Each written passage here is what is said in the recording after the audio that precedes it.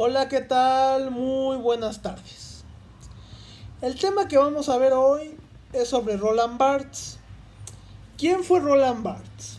Roland Barthes fue un filósofo, lingüista y crítico de la literatura, que nació en Cherbourg, Francia, en noviembre de 1915 y murió en marzo de 1990 en París. Él tenía una obra muy acertada de las cosas. Es como hablar de la síntesis entre lo existencialista y la cotidianeidad. Hizo como que mucho énfasis, siendo él francés, un país donde todo es idealista, se puede decir. Porque su cultura es más avanzada, más artística, ya que él de alguna manera profundizó en el estructuralismo francés. De hecho, ya en términos pictóricos, no sé si ustedes recuerdan o han visto a Casimir Malevich, que es del constructivismo. Y es parte, pero eso ya es representarlo de una manera más pictórica. Pero de ahí se puede derivar estos matices. Escribió 3 libros muy importantes, que es La Cámara Lúcida, La Muerte del Autor y Mitologías. Fueron sus libros más representativos de este autor. Bueno, él también hizo énfasis en la lingüística, tales como tenía varios compañeros que eran del mismo rubro, o mejor dicho, del mismo sector, tales como Jacques Derrida, que era un lingüista franco-argelino. También Ferdinand de Saussure, que él era suizo. Es que digamos que el psicoanálisis, todo el psicoanálisis de Henry Ballon, Jacques Lacan, como yo ya lo había mencionado anteriormente, tienen mucho que ver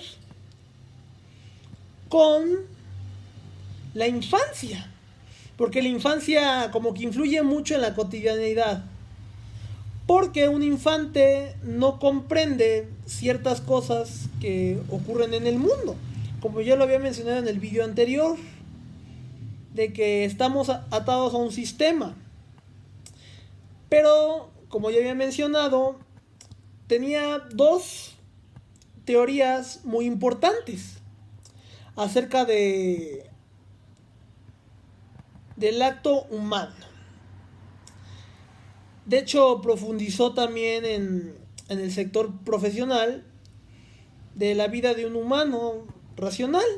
Dijo que estar casado, tener una profesión y ser católico es un mero hecho de la casualidad.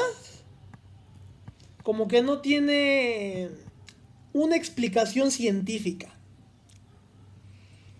Pero es extraño porque es preciso recordar que las clases sociales alta y baja son las más vulnerables a tener una religión y a seguir un protocolo eclesiástico. Obviamente, ya profundizando en estos términos, existen las élites, o sea, las élites religiosas, el papado, los pontífices, el Vaticano, y los vulnerables, que son el sector bajo, que los han manipulado a través de la religión, ya que es un tema controversial porque hay educación religiosa y ahí se viola una parte importante de los artículos de la Constitución mexicana que hacen énfasis en la educación,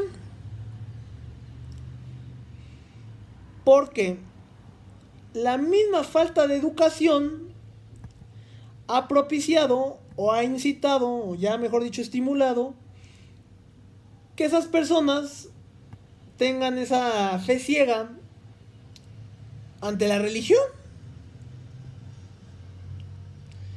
Entonces, también, hasta cómo se puede apreciar en distintos rubros de la vida que emplean cada persona distintos tipos de lenguaje. Puede ser desde un niño, una persona que ejerce una profesión. También dijo que es natural que comamos, que hagamos el amor, que dormamos y que usemos el lenguaje. Lo que no es natural es cómo lo hacemos. Eso ya lo estudia la lingüística, pero en la lingüística es preciso recordar que hay algo que se llama la semiótica. También tuvo que ver con Roland Barthes, pero como que ya no es tanto su teoría, su énfasis. Porque la semiótica ya es más como lingüística pictórica, inclusive mímica. Es como que lo plasma, como que estudia lo plasmado, no tanto el lenguaje oral o el lenguaje escrito, que puede sonar cotidiano, como yo ya lo había mencionado, pero también influye, porque eso ya es como más de primario, como los primeros indicios del lenguaje, o la lengua de señas, que cada persona tiene distinta manera de comunicarse, hasta incluso puede sonar gracioso, pero la religión y las historias bíblicas tienen que ver con el lenguaje. Bueno, ya el lenguaje científico es el latín. Cuando la Biblia, el primer idioma en que la Biblia fue escrito fue el latín. Ya después se tradujo al alemán y ya empezaron a haber disputas religiosas. Y ya con el protestante, incluso ya los estudiantes empezaron a cuestionar, pues, ¿qué es esto?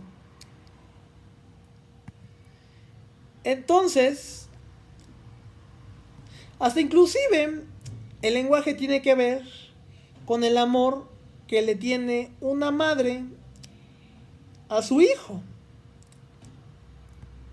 Eso también influye en la teoría de Roland Barthes, porque una mamá, cuando tiene un hijo pequeño, aunque haya ciertas discrepancias,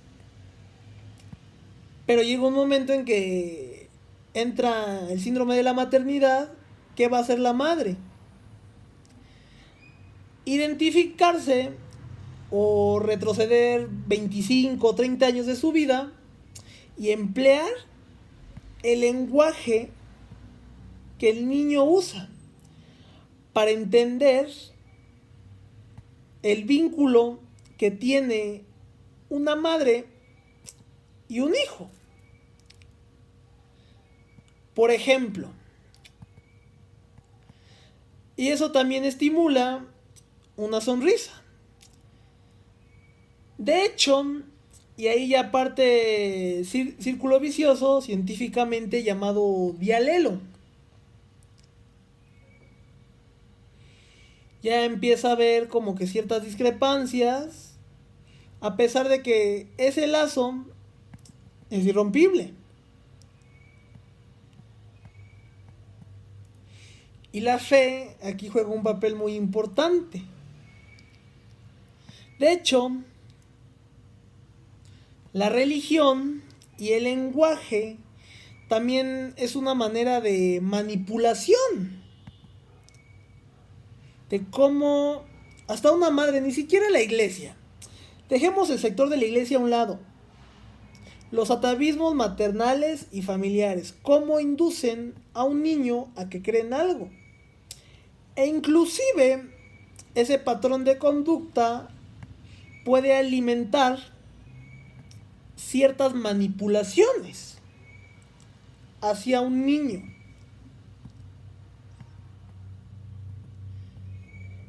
Por eso, ahora ya la sociedad es más abierta y ya vieron que eso, inclusive los medios de comunicación, las telenovelas, siempre ponen a la religión y a la fe